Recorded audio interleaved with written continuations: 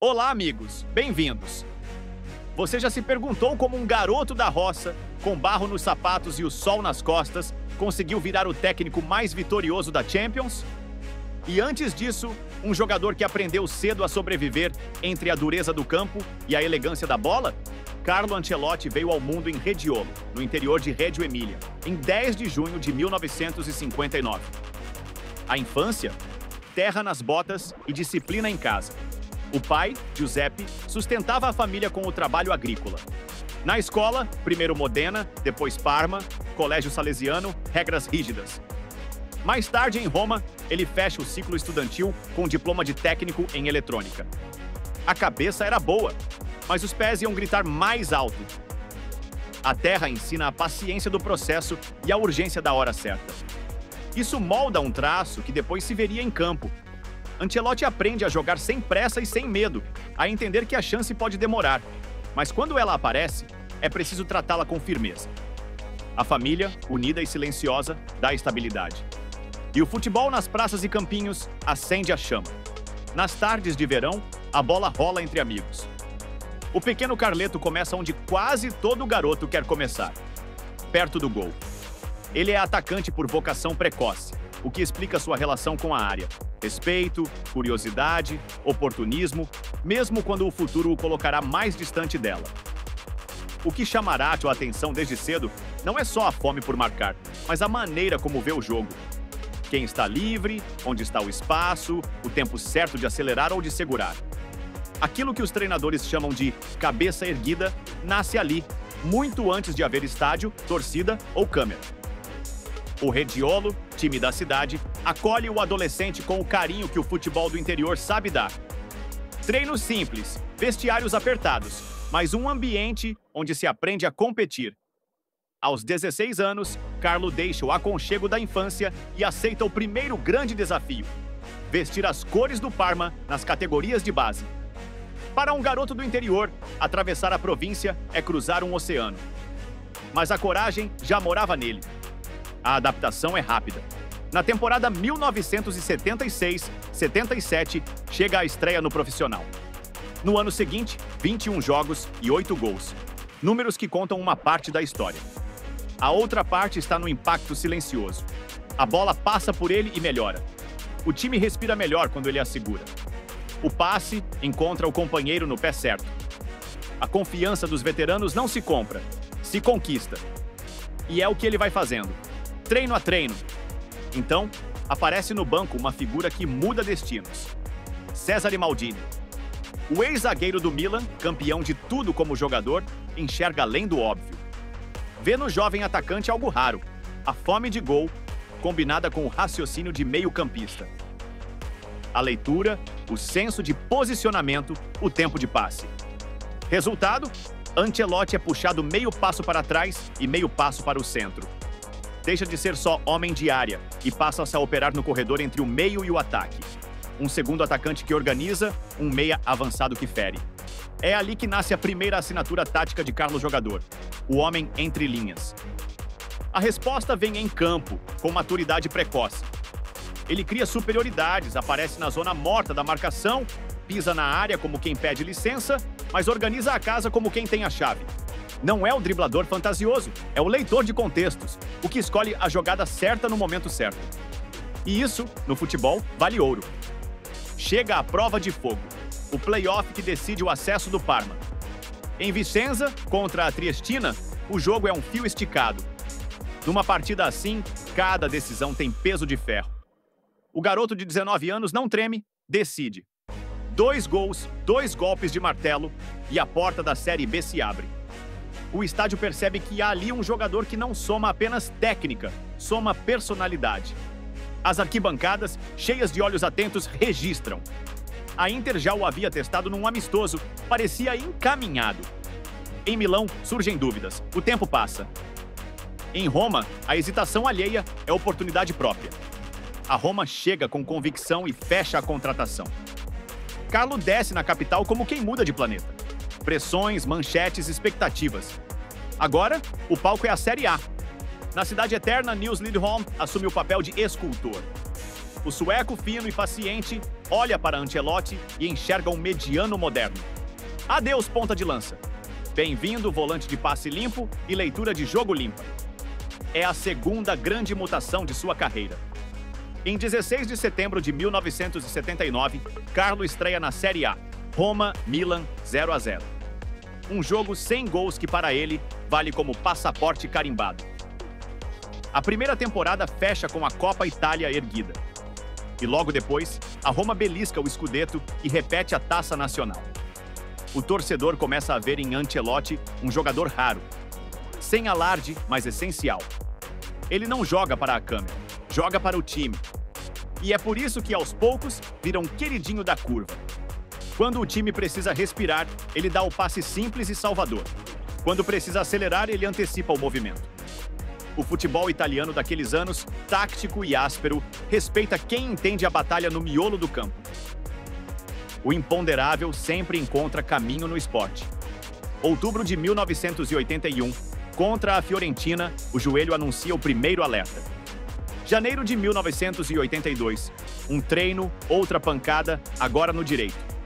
5 jogos na temporada, Mundial da Espanha visto de fora, da arquibancada e da televisão. Dói e não é só no corpo. A cabeça, entretanto, amadurece. Carlo aprende a conviver com a ideia de limite e a empurrá-lo um pouco mais adiante todos os dias. A torcida romanista, ferina na ironia, não deixa de rir da própria dor e da dos rivais. Essa comédia nervosa que nasce das arquibancadas serve como anestesia. Ancelotti, observador atento, aproveita para estudar o jogo por outros ângulos. Da tribuna, da lateral, do vestiário. Volta maior por dentro. A temporada 82-83 vira virada de página. Com Pruso, Conte, Falcão e companhia, a Roma conquista o Scudetto, o segundo da sua história. O símbolo, porém, vem logo depois. Dezembro de 1983. Jogo contra a Juventus e o joelho volta a cobrar. Carlo perde a reta final da Copa dos Campeões. E a Roma perde em casa a final para o Liverpool nos pênaltis. É uma cicatriz que atravessa o clube e a cidade. Mesmo assim, ele retorna e reencontra a Copa Itália. Em 1985, veste a braçadeira de capitão. Em 85, 86, a Roma tropeça no Scudetto, mas ergue de novo a Taça Nacional. Depois de 8 anos, um Scudetto e 4 Copas Itália, o presidente Dino Viola percebe.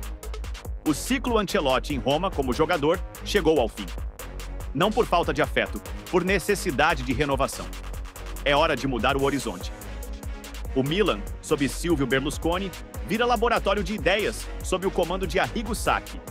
Pressão alta, zona coordenada, linhas compactas, marcação por setor, coragem para jogar adiantado. Em meio a esse terremoto tático, Sacchi enxerga em Carlo o tradutor de campo, alguém que entende a teoria e executa no ritmo certo. Alguém que fala a língua do técnico e a do jogador. Berlusconi paga 5,8 bilhões de liras, mesmo com as dúvidas sobre a saúde do joelho.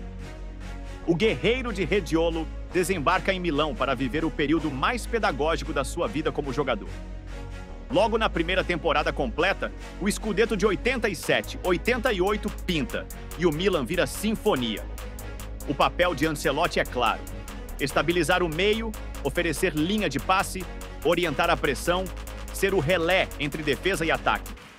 Ele não é o sol, é o eixo. Quando o time gira, é por causa dele e de poucos como ele. A má sorte, porém, não larga o osso. Em 1988, o menisco direito volta à mesa de cirurgia. Recuperado, Carlo levanta a Supercopa da Itália e a sua primeira Copa dos Campeões. Há gols que valem mais do que o número no placar.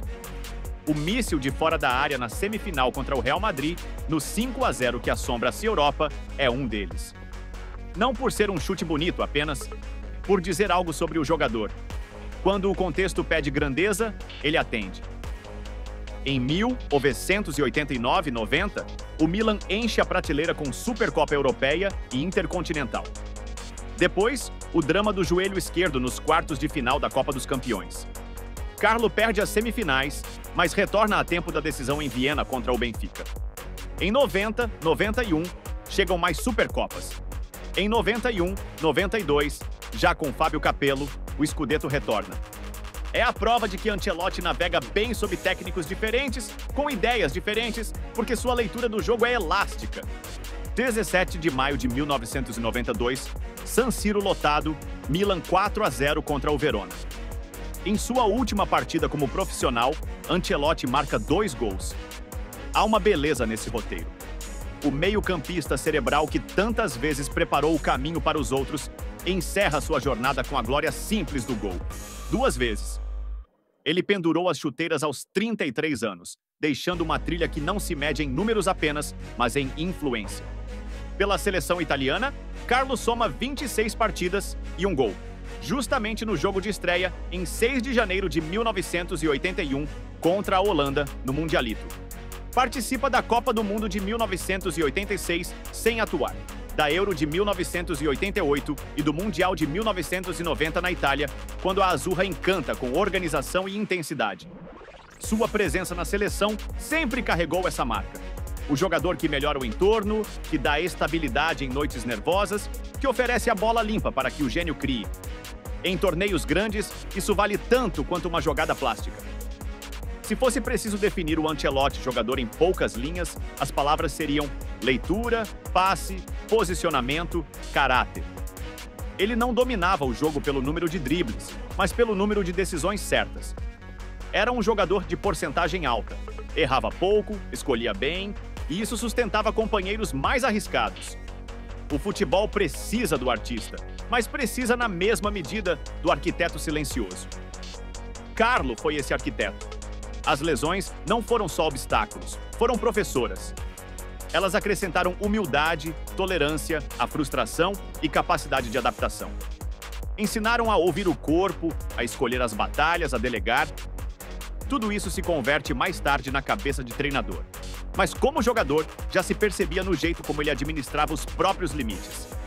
Em vez de tentar ser o que já não podia, ele se especializou no que fazia a equipe vencer. O futebol premia quem entende a si e ao jogo, e Carlo entendeu cedo os dois. Em Roma, Carlo aprendeu a carregar a braçadeira com leveza. Na capital, onde cada treino rende manchete, ele foi o antídoto contra o excesso. Um capitão que não se alimenta de drama, que prefere a boa rotina ao barulho. Em Milão, sob Sacchi e depois Capello, aprendeu a formação em bloco, o compacto de 25 metros, a coordenação fina de movimentos, a coragem de pressionar alto. Em ambos os mundos, a liderança foi a mesma: exemplo e constância. É impossível separar completamente o jogador do treinador que viria depois. O Ancelotti atleta já ensaiava o Ancelotti técnico. Olhar calmo, escolhas simples, ajustes que valorizam o time. O meia que encaixa peças vira o treinador que encaixa talentos. O capitão que ameniza a tempestade vira o técnico que cria uma bolha protetora para o elenco. O homem que viu a glória e a dor em Roma e Milão aprende que o futebol é também gestão de emoções. E essa é, talvez, sua maior herança do tempo de chuteiras. Esta foi a parte 1 da história de Carlo Ancelotti. A carreira como jogador, do barro de Rediolo às noites grandes de Roma e Milão, passando pelos duelos europeus, pelas lesões que ensinaram e pelas taças que coroaram sua inteligência de campo. Na parte 2, vamos contar a transformação desse meio-campista cerebral no técnico que dominou clubes gigantes e agora comanda a seleção brasileira, carregando a expectativa de um país inteiro. Sua filosofia, seus títulos, seus bastidores e os ajustes que podem levar a amarelinha de volta ao topo. Dito isso, deixe seu like, inscreva-se no canal e ative o sininho para receber os novos vídeos. Obrigado e até a próxima!